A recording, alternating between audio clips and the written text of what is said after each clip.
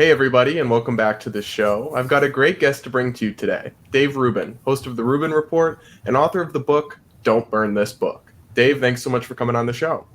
Brad, it's good to be with you. Another podcast. I can't believe it. Do you know that there are more podcasts than people as of today? That's a scary statistic, actually, but not all podcasts. CNN can fact check that one for me. Not all podcasts feature hosts as lovely and charming as you and I, of course.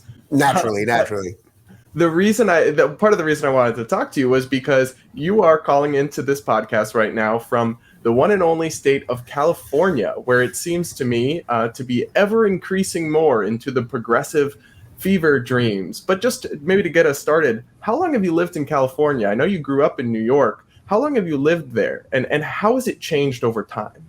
Well, first off, as an interviewer, to offend me with the first question, to tell the people that I'm from California, I mean, just really sticking it to me. Yes, I'm a true New Yorker, actually. I was born in Brooklyn. I grew up in Long Island. I went to SUNY State University of New York at Binghamton for college, and I lived in Manhattan most of my life. I moved to LA in February of 2013. So about 7.5 years ago. So I've only lived in New York and California, which is sort of hilarious because most of the things that I care about and that I talk about and where my message resonates is the middle of the country. So I guess somehow by living in these two places, the ideas that I talk about sort of converged right into Sheboygan, Wisconsin or something. That's funny. But if you moved there in 2013, have you noticed California get more extreme since you came, or has it been just more? Oh, yeah. No. Absolutely more extreme. When I moved here, I mean, the first thing when you come from pretty much anywhere, but I think really from the East Coast where we have 4 full seasons and everything, when you come to California, the first thing you notice is that the weather is just great every day. And especially in SoCal, it's perfect pretty much all the time. We have one season, and that one season is basically 78 to 90 degrees, and there's no humidity, and the hair is nice and high, and it's all working in Cali. And that's partly why you're willing to pay the taxes. Especially from a SoCal perspective, since I'm in Los Angeles, there's something when Hollywood, which, I'm not going to sit here and defend Hollywood by any stretch, but there is something a little bit cool sometimes about some level of celebrity culture and the way that for a while here in LA, politics and media were really colliding. So when the Daily Wire was here, you could really feel that was happening. Then my show is here, PragerU's here. There started to be this sort of conservative, libertarian thing that was happening related to media and culture that was all good. And then that plus the weather, it was like, oh, it's worth staying here. But in the 8 years roughly that I've been here, the homelessness has just exploded. I mean, there was a little bit of it here. It's a city. As I said, I lived in New York City a lot of my life, so I'm used to homelessness. But it absolutely has exploded to the point where now, I mean, you basically go to any underpass in the entire city, and there's just huge homeless encampments. You go to any sort of just open green area, and there's huge homeless encampments. We know that a lot of the fires are started there. Obviously, it goes without saying in terms of crime and drugs. And then, we've been in this pandemic, I guess they say, for the last year and a half. And obviously, that could have helped being spread there because I don't think most homeless people are wearing masks. I mean, all sorts of stuff. It really has gotten worse. I will say this, though, we're in the midst of this recall with Gavin Newsom that I'm sure we're going to talk about. And literally in the last 2 weeks, something has shifted where the homeless people are disappearing. And that obviously is because Newsom suddenly realizes, oh man, I may be out. I can't keep bribing everybody with this lottery money for getting the vaccine jab. So I'm going to have to get rid of some of the homeless people. So I don't know where they're going, but the tents have been disappearing suddenly because he's just an awful Disney cartoon character, bad guy, and he'll do anything he can to stay in power. Right, and he's started to shift some of his views as the recall heats up, and we'll dive into that. But it does raise the question because you have people like him who are pretty far to the left. You have Nancy Pelosi, other people who are elected by this state. Are everyday Californians, you're walking down the street near your home, you talk to them, are a lot of them not nearly as radical as the people that represent them?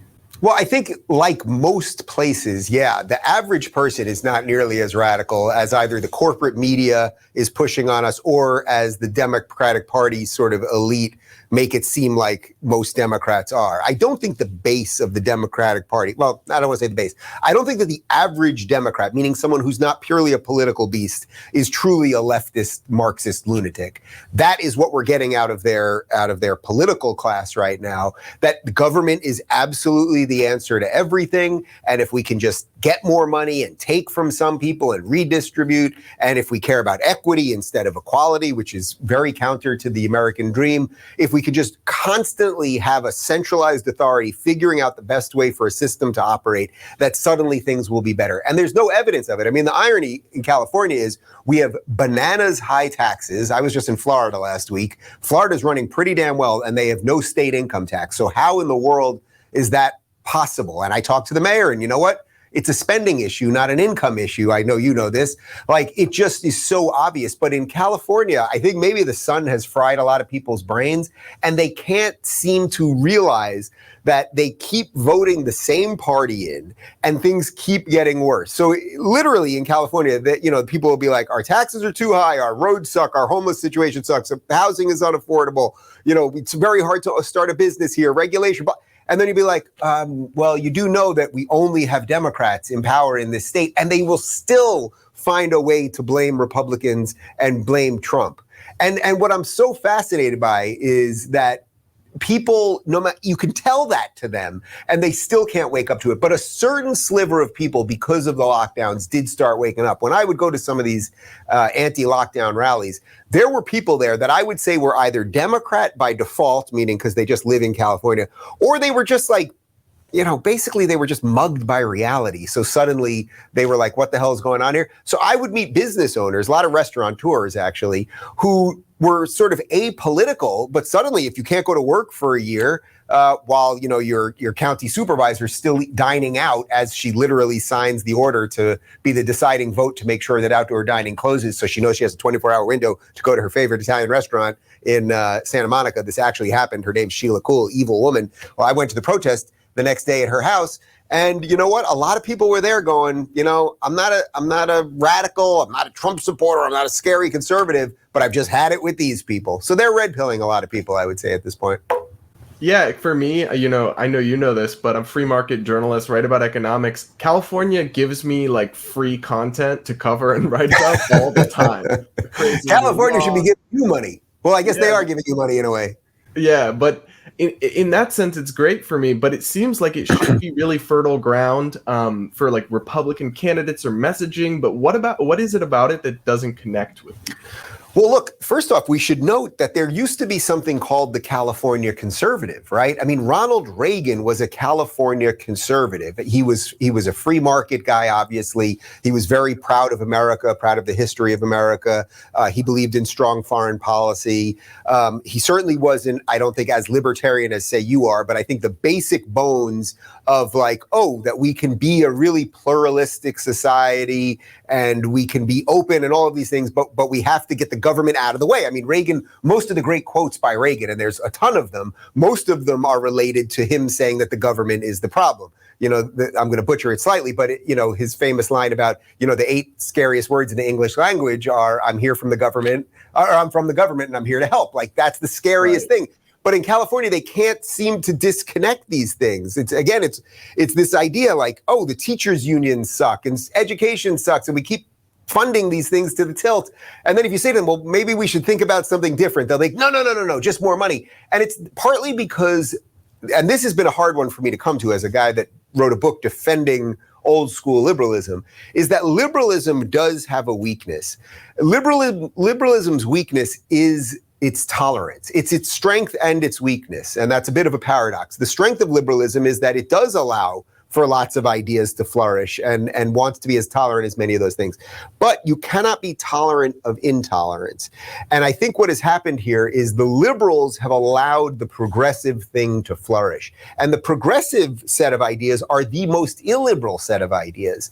You know, critical race theory, government is the answer to everything, take from these people, give to these people, make up imaginary economic things like $15 minimum wage, written laws that are written by people that have never built a business or anything like that. So I don't know how you get back to that. I think a lot of liberals also have some sort of PTSD where they're more afraid, even as they're watching the state burn, they're more afraid of being called a conservative than they are of actually, yeah, exactly. That to me, that's like the scariest thing. So they'd rather just like watch the world burn and still go to a nice socially distanced party in Beverly Hills than actually do anything about it. And I've really been trying to say to these people, guys, if there's any chance for this state, and maybe there isn't at this point, you've got to ally with the people on the right. You've got to turn to the conservatives who are no longer anti-gay. There are no anti-gay conservatives in California. I'm not saying that there's literally not one person, but Rick Grinnell, as you know, who's a big Trump supporter, who was in the administration. I mean, he's the most outspoken gay Republican we have. He's a hero to the right in California and actually throughout most of the country. So the Republicans and the conservatives have really shifted on things, taken a more libertarian approach in a lot of ways. I think for young people, no young person wants to be called a conservative. It just sounds old. But I think the conservatives have shown that, hey, we can be a little more libertarian. And I think that's where the old liberals have to just move that way, because there's just nothing left. There's nothing left with the left anymore. Well, we're seeing the product of that in places like San Francisco, where I covered this. They basically decriminalized theft. They made it a minor misdemeanor. And then they have this shoplifting surge. Can you talk about crime? Crime's been in the news a lot, but particularly, has it been a problem in California as they kind of just take this hands-off approach? Well, literally, the moron DA who did that in San Francisco, his name is George Gascon. What happened to him? He then was Bernie-backed and is now the DA of Los Angeles. So he single-handedly almost destroyed San Francisco. Literally, you're allowed to steal up to $900 worth of stuff, and you won't be prosecuted. That means that I could walk into Best Buy, steal a PlayStation 5, let's say that's about $400, and then I can steal another roughly like $400 worth of stuff. But if I go over that, then if one extra game, then I'm in trouble. Yeah, exactly. Like, and it's just so stupid. And then you see what's happening. I think, correct me if I'm wrong if you know the number, but I think 17 Walgreens in the San Francisco area have closed in the last year because people literally walk into the store. There are plenty of videos of this. They put their arm on the, basically where all the product is. They just rampage through, dump it into a bag, and then walk out. And then the security guard, what's he going to do? Because the security guard, he's not making a ton of money, and he knows now he's just going to get punched by a crazy person or injected with God knows what, so they've basically said that crime is okay. And by the way, that's completely consistent with Antifa can stop people on streets and drag people out of cars and attack federal buildings in Portland and burn down buildings and everything else. And they're all doing it in the name of tolerance. The interesting thing about this guy, Gascon, who then was the DA in San Francisco, now down here in LA, he was Bernie-backed. He is a straight white man. And we had before him, our DA here in Los Angeles, was the first female black DA ever. Now, I don't care about identity politics, but for the people that care about identity politics so much, they should note that Bernie took out the first ever black female DA of Los Angeles. And by the way, their DA in San Francisco now is even worse. This guy, Chesa Boudin, who has completely, whatever was left there, he has turned into a complete dystopian nightmare. It's funny because it seems like, we're classical liberal libertarian people. One of the few things we think the government should do. Yeah. Protect property, stop crime, eliminate theft. But they want the government to do all these things under the sun, but not the most basic essentials in California. Well, there's a reason for that. It's that they want the government to do everything. And in essence, what they really want is the government to do what they want the government to do, right? So they want the government to be all powerful so that they can attain power. They can, in essence, take over the government. I mean, that's what they're trying to do, and then have the government do whatever they want. What we have to fight, what those of us that are classical liberals or libertarians or whatever it might be, we don't want the government to do that much. So we have to figure out what are those guardrails and when are we going to say, this is just too much. I don't know that there's enough good people left in California. I'm really not sure. I mean, look, the recall is happening, but Gavin Newsom will run, and it's not like the crop of people that are running against him are that great. Now, I hope somebody will come out as a standout, but unfortunately, he has a huge money machine, a deeply corrupt state with with voter rolls that are really messed up. Rick Grinnell's working on a campaign to fix some of that stuff. It may be too late. I'm not sure. I'm really not. Yeah, well, you mentioned the guardrails, and I feel like when it came to COVID in many states, but particularly in blue states, some of the red state governors did a lot at first, but then were much quicker to ease up. But the guardrails came off with COVID in a lot of these states. How was it in California with lockdowns? Just how strict was it? How long did it last? And what are the long-term effects? Right. Well, I should answer this two ways. There was a way that it was according to the edicts that they laid down, and then there was a way that I lived my life. So those are two very different things. So in terms of, here in LA, we had draconian lockdowns almost the entire time. As we're taping this now on June 22nd, 2021, technically we just opened up a week ago today, June 15th. Finally, the other day, I went to the supermarket without a mask. But guess what? About half the people are still wearing masks. And then there's this debate whether, they're just doing it because they want to signal to people that they're good Democrats and they're not crazy, evil Trump people. I was thrilled not to wear it. And by the way, almost everyone not wearing a mask, they smile at each other now. Remember smiling? Remember when that was a thing? And seeing other human beings? So it's like you can see the people. And then it's like, well, who's against science? It's the people wearing the masks because they're obviously vaccinated too. So there's been such a decimation of almost everything logical and sensible. And it's come really from the left, which is interesting. But yes, your point about the red-blue difference in this, DeSantis was basically like, look, I, as a governor, cannot save your life. I cannot do everything, and I am not God. So what I can do is balance safety according to the science with individual liberty and your ability to make a living and your ability for your kids to go to school. And we can, as things happen, we can change things on the fly. And I want to give as much power to the mayors as possible. And that's exactly what he did. And Florida has done pretty freaking well. I was just in Miami, as I said, and it was flourishing and wonderful. But when you take Democrats, in essence, who are no longer your father's Democrats, they are pretty much all power-hungry maniacs. I say this, it sounds like hyperbole, but I don't know, where is a moderate modern Democrat? They're gone. They're just absolutely gone. People who I would have said, say, 10 years ago were moderates. Chuck Schumer wasn't a crazy leftist 10 years ago. You may not have liked him, but he really wasn't. And now he's gone too, and I think he's Senate Majority Leader. Excuse me. So basically, the blue people who they love power. They've been voted in because the people want their lives to be managed for them. So they just took power. So Gavin Newsom's telling you to stay at home and not go to work while he's at French Laundry. And Gretchen Whitmer, who's evil in Michigan, she's going to her, what was it? She went to her brother-in-law's boat trip in the middle of this while she was telling people that they can't plant plants in their front lawn. And the series, there's a zillion examples of that. These people love power. They never live up to any of the things that they want the rest of us live up to. And we have to get rid of all of them. That is the only way. And it seems like it's been a big issue everywhere, particularly bad with California Democrats, right? You had Nancy Pelosi having a hair salon opened up for her in the middle of lockdown. Obviously, you have Gavin Newsom and the French Laundry incident. But I want to touch on something you just mentioned, that they're really just officially fully reopening a week ago. Well, Gavin Newsom is still holding on to his emergency powers. Oh, yeah. You covered this the other day. I covered it. He is not giving up all these crazy emergency powers. He's just saying, I'll keep it till there's not a single case of COVID left. Well, first off, there's make of that. How are people handling that? The key part is what you said there at the end, which is that until there's zero COVID, this is insane. We still have the common cold. We still have the flu. You might get struck by lightning when you walk out of your house. All sorts of bad things can happen. You could twist an ankle, walking down the street. It's scary out there, right? The idea that we're going to get this thing to zero and that this man should have any power over us till we get it to zero is the worst sort of authoritarian trick that you could possibly play, this zero game. It's really, really dangerous.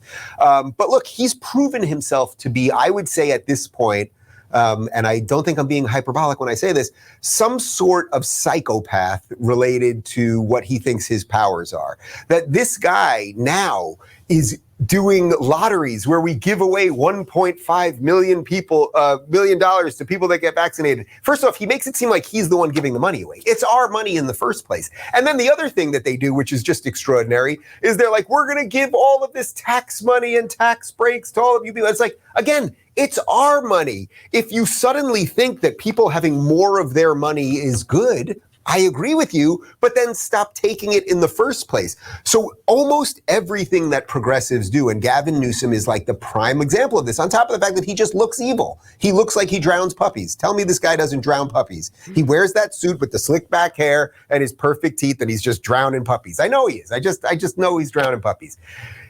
We have to get rid of these people. They are never, all they want is more power. All they want is more power. Do you think Gavin Newsom gives a flying F about how many people he personally destroyed, how many people he broke psychologically? Or now they've just announced that in California, if you didn't pay your rent this whole time, they'll pay your rent. Well, so that's taxpayer dollars. Now it's going to go pay to the rent. By the way, I'm very sympathetic to people that couldn't go to work so they couldn't pay their rent. And I'm sympathetic to the people that own the buildings that weren't getting the mortgage money. But as my director said to me earlier today, why the hell did I pay my rent this whole time? So they constantly want to punish people for doing good work and abiding by the laws. And they want to reward you either for being a cheat or because you know, sometimes the circumstances are extenuating. I understand that. And then we can talk about what to do in those cases. But that's usually not what it's about. Well, and it's funny because they're saying we need more government for the problem that we created with the government locking things down. And it starts this chain reaction. And it drives me crazy when they act like they're generous, either for the being of politicians giving away other people's money, or progressives when they act like they're generous, kind-hearted people because they vote to give away other people's money. Of course, Bernie Sanders has done something so twisted in America in the last 10 years that he took selfishness and he made it seem like it was a virtue, right? Like he made people think that, oh, if you only took from those people and gave to those people, but in essence gave to him for his whims, then you were somehow a good person. Free college for everybody. Okay, free college for everybody. Well, first off, free college. If you wanted to brainwash a generation of young people, and when we see what's happening right now through brainwashing in colleges, what would be the best thing to do? You would send them to free government education centers. That's what Bernie wants. He doesn't want people going to free colleges to learn economics from Thomas Sowell, right? He doesn't want them to learn anything from any of the people that you care about on the economic side of things. And by the way, he will make sure, as there are more free colleges, that those people are not taught, right? Milton Friedman is not going to be taught at Bernie's free colleges. So what he means is, oh, we want to give you something for free, which means taking money from someone else, to teach you the very things that we want to teach you and not all of the other stuff that actually freed Americans for, over 200 years. So going back to California for a second, I mean, some people would look at California despite these problems and say they've still got the 6th highest per capita income. They've still got Silicon Valley, Hollywood, all these beacons of innovate. They have their problems, sure, but they attract a lot of jobs and money and wealth and success. Is that a sign that they are still doing something right, or is it something they haven't ruined yet? Yeah, it's something closer to the second part of that. I mean, first off, Silicon Valley's crumbling. Absolutely crumbling. Again, I was just in Miami. I sat down with Francis Suarez, the mayor there. The tech world is exploding there. Everybody big in tech is moving down there. Everyone's moving their companies down there. As you know, I started a company called locals.com. We just moved our company down there. We're hiring down there. Actually, if people are interested, locals.com/jobs, but we're only hiring in Miami right now. There's no taxes. There's all sorts of benefits that you get. I think one of the things he told us, if we open an office downtown, you get a $50,000 tax credit. Like there's all sorts of cool things that are happening. So Silicon Valley, San Francisco area is completely plummeting. The Hollywood part that you mentioned, I mean, I'm here in LA. Hollywood's just a giant crap factory at this point. The movies are all terrible. There's very little good to watch on Netflix and Disney anymore that isn't just full of woke propaganda. So Hollywood, in essence, is crumbling. It's a little bizarre that the market here hasn't completely crashed, like the real estate market or whatever is still very hot.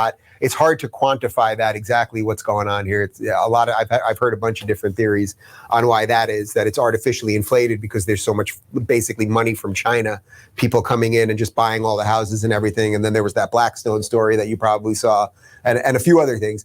But I don't, it's very hard to paint a picture of California in the future that is a good picture. There will be a good future, but the question is how much destruction will there be before then? Like how many years of dystopia do we have to realize before we can ever get back to something somewhat decent? Well, I know it makes for fun, libertarian and conservative content, but how bad does it have to get before you pack your bags? Look, I'm strongly thinking about it. As I said, we just moved my company down there. My brother-in-law is actually the CEO of Locals and really built the thing. I'm the one that gets it out there and talks about it. So my sister just moved down there with her kids. My folks have a place in Florida. My family's East Coast originally. So there's a lot of reasons for me to do that. Look, I'm trying to stay and fight here as long as I can. Financially, it doesn't make any sense. I understand that. But as I said, the weather's good. My team is here. I've got a decent life here in the little circle that my life is in the sort of four walls of my property here.